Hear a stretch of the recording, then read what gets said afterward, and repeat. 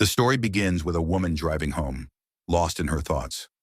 Along the way, she notices three large billboards standing quietly by the roadside. Something about them catches her attention. She stops the car and stares, clearly thinking hard about an idea that has just come to her. Not long after that, she heads to the company that owns those billboards. She plans to rent them. There she meets a young man named Red, who explains that the three billboards are located along Dreamwater Road, a place that has become nearly deserted over time. Because of that, the rental price is surprisingly cheap. She learns that she can rent all three for just $5,000 a month. Without hesitation, she provides the message she wants displayed, and even asks Red to secure a full one-year contract so no one else can take those spaces. Sometime later, the billboards are finally up. Each one carries a different line, but together they form a powerful and unsettling message. The first reads about a brutal crime, the second questions why no arrest has been made, and the third directly calls out Chief Willoughby. This is three billboards outside Ebbing, Missouri. The woman behind all of this is Mildred. 7 months earlier, her daughter was assaulted, murdered, and left by the roadside. Despite the time that has passed, the police still have no suspect. This is why Mildred takes such a bold step. She wants to force people to pay attention and push the authorities to finally bring justice to her daughter. Once the billboards go up, the story quickly spreads. A reporter comes to speak with Mildred, and she makes it clear that justice has not been served. Her frustration is impossible to hide. At the same time, Chief Willoughby is deeply troubled by what she has done. He visits Mildred to speak with her directly. He explains that he has been doing everything he can, both now and in the past, and believes the billboards are pointless and only cause harm. But Mildred refuses to back down. She stands firm and refuses to remove them. During that conversation, Willoughby reveals that he is suffering from cancer. He does not want his legacy to be tarnished before he dies. Mildred responds bluntly, pointing out that everyone in their small town already knows about his condition. Still, she refuses to change her stance. She believes the time he spends trying to convince her would be better spent solving the case, maybe even preventing another tragedy from happening to someone else. After that, Willoughby leaves. Meanwhile, another officer named Dixon reacts very differently. He is furious. To him, Willoughby is a good man and an excellent police chief who does not deserve this kind of treatment. Dixon goes to Red and tries to pressure him into taking the billboards down. He argues that Willoughby is seriously ill and should not have to deal with this in his final days. Across the town, most people share the same opinion. They see Willoughby as a kind and respected figure, and many of them turn against Mildred. One day, Mildred visits a dentist. The dentist strongly disapproves of what she has done and believes she has gone too far. The situation quickly escalates. Before anything worse can happen, Mildred reacts first. It's gonna have to come out. Tell Miss A. No! Ow! Stop! No! Ah! Ah! Not long after the incident, the police arrive at Mildred's house and take her to the station. There, Chief Willoughby speaks with her again, still trying to convince her to take the billboards down. He points out that she does not really have the money to keep them up, and that the first month's payment came from selling her ex-husband's old tractor. It becomes clear that Mildred is divorced, and her ex-husband is now living with a much younger woman. While they are talking, something unexpected happens. Willoughby suddenly starts coughing and spits out blood. You are? How about one? Seeing this, Mildred immediately rushes out to get help. An ambulance arrives shortly after and takes him to the hospital. The moment hits hard, especially for Dixon, who becomes even more emotional and angry. At home, Mildred's son is also struggling. He does not agree with what his mother is doing. Every day he is haunted by the memory of what happened to his sister. And every time he sees those billboards, it feels like the wound is being reopened. All he wants is to move on and find some peace. But the constant reminder makes that impossible. The story then shifts into a flashback, taking us back to the day Angela, Mildred's daughter, was last seen leaving the house. She asks to use the car, but Mildred refuses. What follows is a heated argument that quickly spirals out of control. Angela storms off, angry and hurt, deciding to walk instead. In the heat of the moment, both of them say things they do not truly mean. Those words, spoken in anger, end up becoming something far more tragic. The family had already been under pressure after the father left, leaving the children to grow up without him. That absence only made things worse. For Mildred, the pain of losing her daughter without justice is unbearable, and it drives everything she does now. Meanwhile, Dixon becomes the most aggressive voice against her. Determined to teach Mildred a lesson, he arrests one of her co-workers, who also happens to be her friend, on minor drug charges. This only fuels Mildred's anger even more. Dixon then makes it clear that if she wants her friend released, she needs to take down the billboards.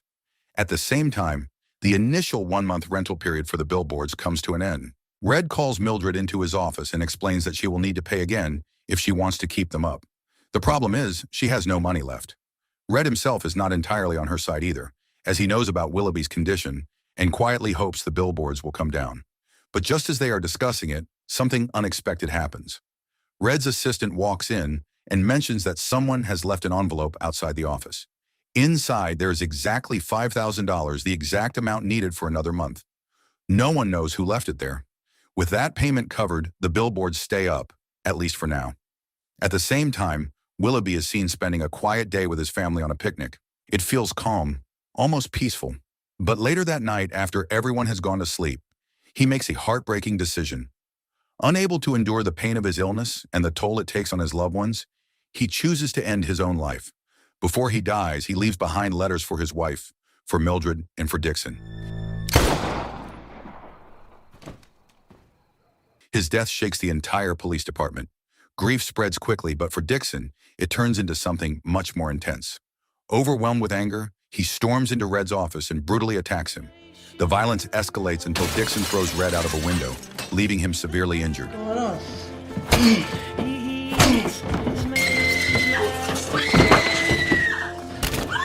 This entire incident is witnessed by a man who turns out to be the new police chief, Abercrombie, who is set to replace Willoughby.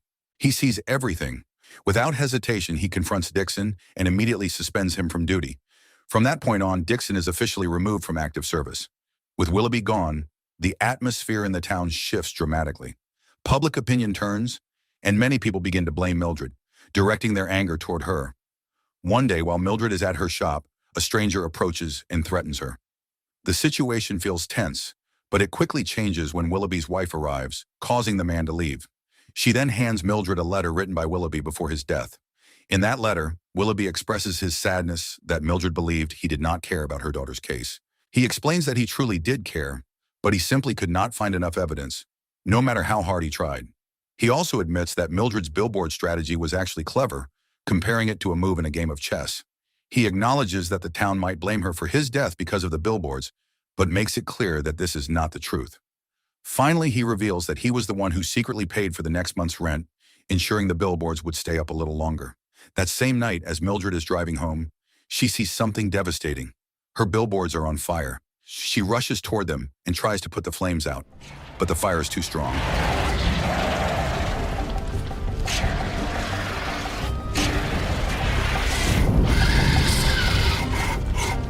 In the end, all 3 billboards are completely destroyed, reduced to ashes. The loss hits her hard. Meanwhile, Dixon, now suspended, receives a call informing him that Willoughby left a letter for him at the police station.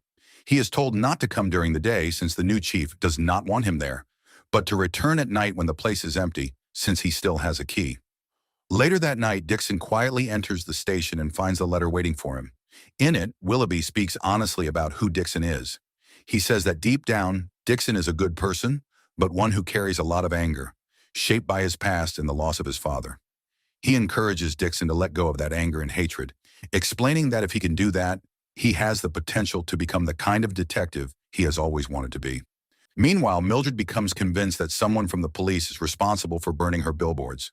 Driven by anger, she decides to take revenge. She calls the police station first to check if anyone is inside, but no one answers. At that very moment, Dixon is actually inside the station. He has no idea what is happening, distracted by his music. It is only when an explosion goes off that he realizes the building is on fire.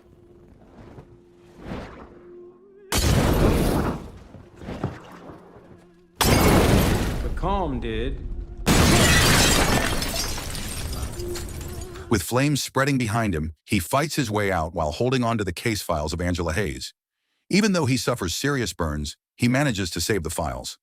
When Mildred later learns that Dixon was injured in the fire she caused, the weight of it hits her hard. She is shaken and filled with guilt. Dixon is taken to the hospital, where Red is also recovering from the brutal attack he suffered earlier. Because Dixon's face is covered in bandages, Red does not recognize him. Still, he offers him a glass of orange juice. In that quiet moment, Dixon begins to break down. The letter from Willoughby has clearly changed something inside him. He admits what he did to Red and takes responsibility for it. Red pauses, then responds in his own way, making it clear that regret alone cannot undo the damage. Even so, by offering that simple gesture, he shows that he is willing to move forward and let go of the past. The next morning, a representative from the billboard company visits Mildred. He explains that if the billboards were destroyed by an accident, the company will replace them at no cost. With that, Mildred and her friends put the billboards back up, displaying the same messages as before. Around the same time, the police release Mildred's friend, who had been arrested earlier by Dixon. A few days later, Dixon has mostly recovered. One night, while sitting at a bar, he overhears two men talking. One of them casually mentions that months ago, he assaulted a girl and has never encountered anyone like her since. This immediately catches Dixon's attention. The man turns out to be the same person who once threatened Mildred. Dixon steps outside and takes note of the man's license plate. Then he goes back in and calmly sits near him, acting as if nothing is wrong. At the right moment, he makes his move. He scratches the man's face deeply, collecting skin and blood under his nails. Just trust me. The situation quickly turns violent, and the two men beat Dixon badly. Despite the injuries, he manages to make it home. It becomes clear that Dixon did all of this for one reason. He needed a DNA sample, hoping it could finally lead to the person responsible for what happened to Mildred's daughter. Meanwhile, Mildred is having a meal at a restaurant with another man when her ex-husband, Charlie, suddenly shows up with his 19-year-old girlfriend. During the encounter, Charlie admits that he was the one who burned the billboards the night before, acting out while drunk. And even though he is deeply hurt by what happened to their daughter, he believes the billboards were never the right solution. After returning to his table, Mildred approaches him while holding a bottle of champagne. For a moment, Charlie seems to expect a confrontation, but instead, she calmly sets the bottle down. Without making a scene, she leaves him with a simple message, reminding him to take care of the young girl beside him, since she is the same age as their daughter. The next morning, Dixon comes to see her with new information. He explains that he overheard a man at a bar confessing to assaulting a girl months earlier. He also reveals that he managed to collect a DNA sample from that man, which is now being tested. Based on what he heard, Dixon believes this could finally be the person responsible for what happened to Angela. He shares this with Mildred to give her a reason to hold on to hope. Mildred thanks him, and for the first time, their relationship begins to shift. The tension and resentment between them slowly start to fade. Later, when Dixon goes to the station to get the test results, his superior acknowledges his effort. But the outcome is not what he expected. The DNA does not match. The man is not connected to Angela's case at all. In fact, he has no criminal record and was not even in the country at the time of the crime, as he was deployed overseas for military duty. Even so, Dixon refuses to fully accept it. He is convinced that the man must have committed similar crimes, especially after hearing his own admission. His superior, however, believes the man may have just been bragging without any truth behind it. Disappointed, Dixon leaves and later shares the results with Mildred. The news hits her hard. Once again, her hope collapses. Still, both of them agree that the man is not innocent in a broader sense. The next day they make a decision. They will go to Idaho, where the man lives. The following morning, Dixon sets out on the road with a gun, and Mildred joins him. During the drive, she finally admits that she was the one who burned down the police station. Dixon reveals that he already knew. Then the conversation turns to what they are about to do. Neither of them is certain anymore. Neither of them is even sure they want to go through with it. They decide to keep driving and figure it out along the way. With that uncertainty hanging in the air, the story comes to an end. So the moral of the story is if life gets messy, maybe try therapy first before renting billboards, drilling dentists, and setting buildings on fire. Because revenge plans come with zero refunds and a lot of hospital bills.